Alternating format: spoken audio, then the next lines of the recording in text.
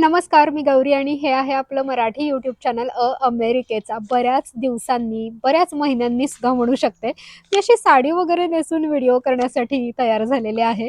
साडी नेसण्याचं काही खास असं कारण नाही, फक्त मूड, एखादी गोष्ट खाण्याचं जसं क्रेव्हिंग होतं, ती गोष्ट खावीशी वाटते. साडीच्या बाबतीत माझं सेम तसं आहे, की साडी नेसावीशी वाटली की ती नेसावीशी वाटते. साडी हा आजच्या व्हिडिओचा विषय नाहीये, पण तरीसुद्धा ओघात येतंय म्हणून मी सांगते. तुम्हाला आठवतं गेल्या वर्षी भारतात आलेले तेव्हा आजीकडून तिची एक आठवण म्हणून मी साडी आणली होती आणि ती आत्ता परवा दिवाळीला मी जो शॉर्ट शेअर केला त्याच्यामध्ये तुम्ही ती साडी बघितली असेल, की या दिवाळीच्या दिवशी मी या वर्षीच्या दिवाळीला तीच साडी नेसलेली होती आणि ही सुद्धा माझ्या मम्मीच्या मावशीची म्हणजे माझ्या आजीचीच साडी आहे.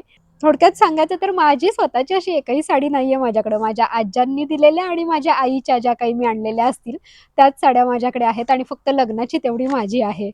तर तुम्ही खूपदा विचारत असता, की बिल्वची शाळा कशी सुरू आहे? त्याच्या शाळांमध्ये काही वेगळ्या योजना असतात का? जसं आपल्याकडं मुलांना दुपारी जेवण दिलं जातं शाळेमध्ये खिचडी वगैरे, तसं इकडं काही जेवण दिलं जातं का? तर मला हा विषय खूप चांगला वाटला आणि बिल्वची शाळा सुरू होऊन जस्ट 2 महिने वगैरे झालेले आहेत. तर असं वाटलं, की या विषयावर मला जेवढं माहिती आहे, तेवढं तर मी तुमच्याशी नक्कीच शेअर करू शकते. त्याच्या शाळेतून मिळालेले काही पेपर्स मी इथं आत्ता पॅम्पलेट्स मी इथं आत्ता घेऊन बसलेले आहे. तर या विषयावर आज आपण गप्पा मारूयात. मला आठवतंय पहिलीत असताना जेव्हा मी ढेबेवाडीत होते पहिलीला, त्यावेळी आम्हाला सुकडी मिळायची दुपारी आणि सुकडी बालवाडी का पहिलीला मिळायची आठवत नाही, पण त्याच दरम्यान आणि त्याच्यानंतर पहिलीत असताना एवढं नक्की आठवतंय, की दूध सुद्धा मिळायचं. तुम्हाला सुद्धा तुम्ही माझ्या काळातले असाल. आता तो काळच वाटतो मला आपण 90sचे किड्स म्हणजे.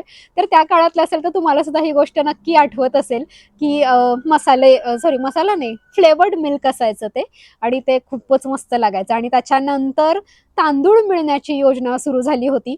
मी 4थीत असेपर्यंत आम्हाला दर महिन्याला 3 किलो तांदूळ मिळायचे कराडमध्ये. काही ठिकाणी तर मी असंही ऐकलंय, की तेल मिळायचं, अंडी सुद्धा मिळायची काही-काही जिल्ह्यांमध्ये. नक्की माहिती नाही, पण त्यावेळी हे पेपरमध्ये वगैरे वाचलेल्या गोष्टी आहेत.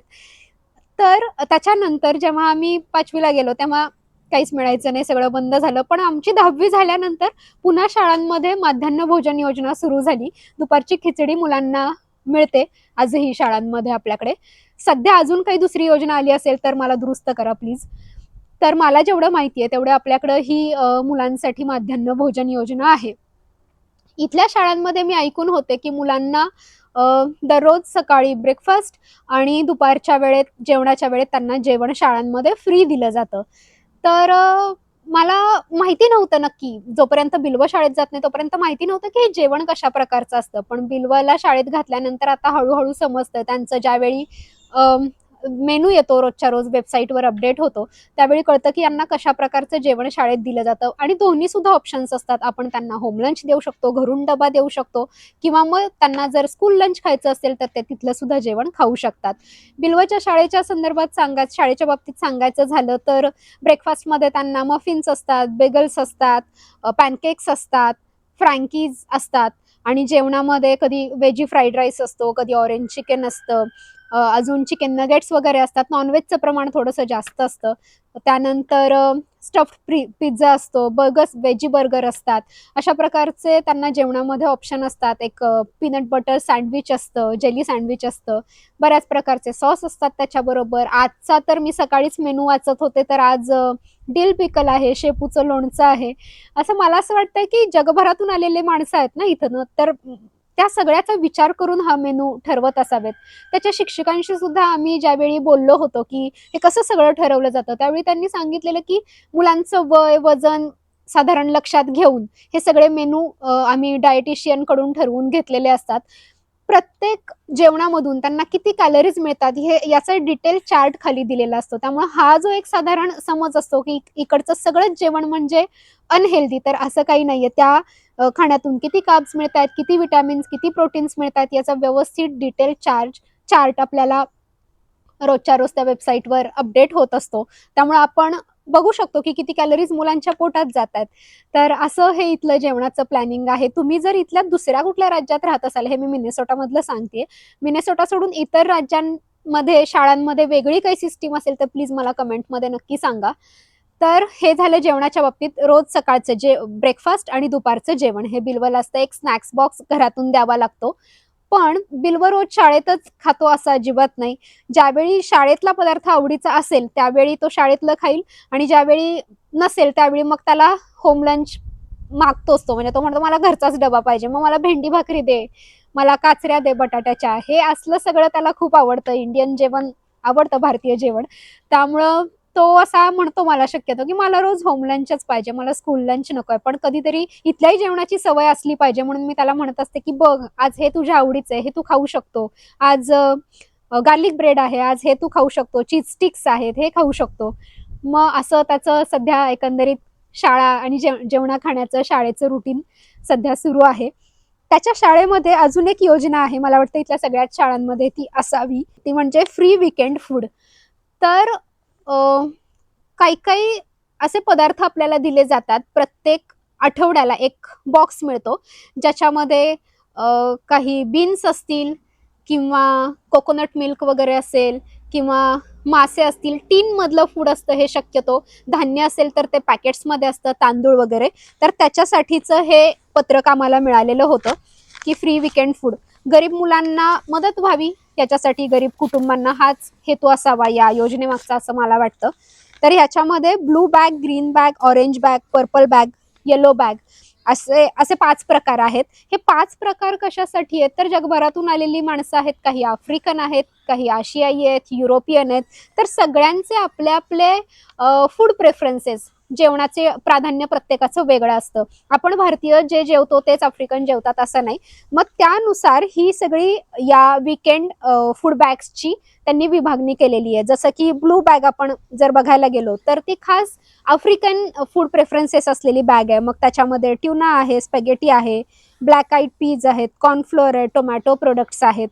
त्यानंतर आपण जर समजा यातली पर्पल बॅग बघितली तर ती खास आशियाई लोकांसाठी डिझाईन केलेली आहे. अर्थात आशियाई म्हटल्यावर इकडं शक्यतो व्हिएतनामी, चायनीज, जॅपनीज यांचेच प्रेफरन्सेस विचारात घेतलेले दिसतात, ज्याच्यामध्ये राईस नूडल्स आहेत, कोकोनट मिल्क आहे, त्यानंतर बांबू शूट्स आहे, करी पेस्ट आहे, ग्रीन बीन्स आहेत. हे जर येलो बॅग तुम्ही बघाल तर याच्यामध्ये ड्राईड फ्रूट आहेत, ट्युना सलाड आहे, चिकन सलाड आहे, सनफ्लावर सीड्स आहेत, ग्रॅनोला आहे, ओटमील आहे, अशा प्रकारचं, आणि सूप्स आहेत. तर असे प्रत्येक या बॅग्सचे वेगळे वेगळे वेगळे वेगळे प्रकार आहेत त्याच्यामध्ये. आणि त्यातला जो प्रकार आपल्याला हवाय, जे घरात आपल्या अन्न शिजतं किंवा जे आपण खातो त्यानुसार आपण त्या बॅगसाठी एनरोल करू शकतो. अशा प्रकारची ही इथली योजना आहे. पण त्यांनी असं कुठंच म्हटलेलं नाहीये की तुम्ही जर खूप गरीब असाल किंवा उत्पन्नाची एवढी एवढी अट पाहिजे वगैरे, काही नाही. तुम्हाला एवढ्या काटेकोरपणे या योजनेत कुठंच बघितलं गेलेलं नाहीये. तर तुम्हाला हवं तेव्हा याच्यामध्ये एनरोल करू शकता. तुमच्या मुलांना ती दर आठवड्याला किट मिळणार, आणि हे सगळं शिजवलेलं नसणार अर्थातच. हे सगळं जसे आपल्याला तांदूळ मिळायचे तशी ती तांदळाचं पाऊच मिळेल, तसं ते टीन मधले फ्रुट्स किंवा टीन मधले जे काही सूप्स असतील, मासा असेल तो टीन मधून मिळेल. अशा प्रकारचे हे बॉक्सेस असतात. अजून एक सपोर्ट इथल्या शाळांमध्ये मुलांसाठी केला जातो, जो मला as a professional social worker म्हणून खूप महत्त्वाचा वाटतो, तो म्हणजे बिहेवियरल सपोर्ट. तर मुलांचं आपल्याला माहिती आहे की वाढीचं वय असतं. प्रत्येक वाढीच्या वयात वेगवेगळे मानसिक त्यांना चॅलेंजेस असतात. तर काही मुलं खूप उत्साही असतात, काही दुःखी असतात, काही सतत आनंदी राहणारी असतात, खेळकर असतात किंवा सतत बोर होणारी असतात. तर अशा मुलांची विभागणी त्यांनी blue zone, green zone, yellow zone आणि रेड झोन अशा 4 झोनमध्ये केलेली आहे. आणि इथले जे सोशल वर्कर्स आहेत ते त्यानुसार त्यांचं काउन्सिलिंग करत असतात, त्यांचे सेशन्स घेत असतात. आपल्याकडे अशा प्रकारचं सध्या शाळांमध्ये मला असं वाटतं की जे इंग्लिश मीडियम वगैरे स्कूल्स आहेत, जे नामांकित शाळा आहेत, तिथे अशा प्रकारचा सपोर्ट मिळतो. तिथे स्कूल काय म्हणतो आपण त्याला, स्कूल सोशल वर्कर्स वगैरे असतात, पण तेवढी कॉमन ही कॉन्सेप्ट अजूनही झालेली नाहीये. तर अशा प्रकारचा हा एक इथं बिहेवियरल सपोर्ट मुलांना दिला जातो. हे सुद्धा खूप चांगला उपक्रम आहे शाळेचा. याच्या व्यतिरिक्त सुद्धा जर समजा आता इथं विंटर किती स्ट्रॉंग असतो तुम्हाला माहिती आहे. म्हणजे मूलभूत गरज आहे तुमच्याकडे जॅकेट असणं, टोपी असणं, हँडग्लोव्ज असणं, ते बूट्स असणं. त्याच्याशिवाय तुम्ही इथं जगूच नाही शकणार बर्फामध्ये. मग ज्या कुटुंबांना हे सगळे विंटर गिअर्स घेणं परवडत नाही, तर त्यांच्यासाठी डोनेशन्सचे सुद्धा उपक्रम शाळांमध्ये राबवले जातात, की आपण डोनेट करायचे आणि मग चांगल्या कंडिशनमध्ये असलेले आपले कपडे वगैरे ते मग गरीब मुलांमध्ये वाटले जातात. किंवा एखाद्याचा पूर्ण शैक्षणिक खर्च, जसं की शाळा सुरू होताना इथे एक सप्लाईजची लिस्ट दिली जाते.